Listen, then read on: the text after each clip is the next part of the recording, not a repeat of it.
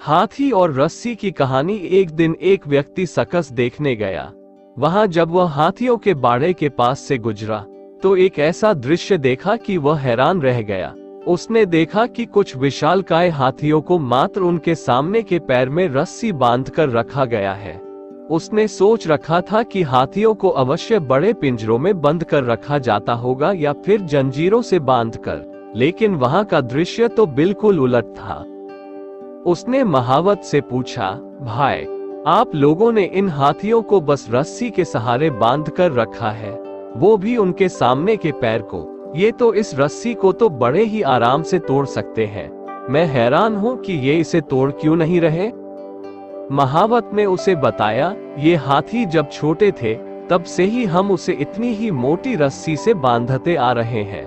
उस समय इन्होंने रस्सी तोड़ने की बहुत कोशिश की, लेकिन ये छोटे थे, इसलिए रस्सी को तोड़ पाना इनके सामर्थ्य के बाहर था। वे रस्सी तोड़ नहीं पाए और ये मान लिया कि रस्सी इतनी मजबूत है कि वे उसे नहीं तोड़ सकते। आज भी इनकी वही सोच बरकरार है।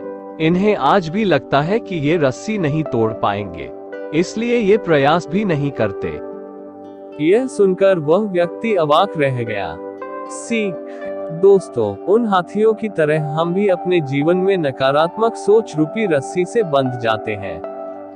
जीवन में किसी काम में प्राप्त हुई असफलता को हम मस्तिष्क में बिठा लेते हैं और यकीन करने लगते हैं कि एक बार किसी काम में असफल होने के बाद उसमें कभी सफलता प्राप्त नहीं होगी। इस नकारात्मक सोच के कारण हम कभी प्रयास ही नहीं करते।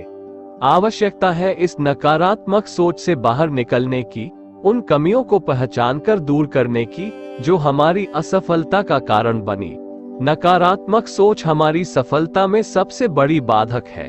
इसलिए नकारात्मक सोच रूपी जंजीर को तोड़कर सकारात्मक सोच को अपनाएं और जीवन में प्रयास करना कभी न छोड़ें, क्योंकि प्रयास करना सफलता की दिशा में कदम बढ़ाना है।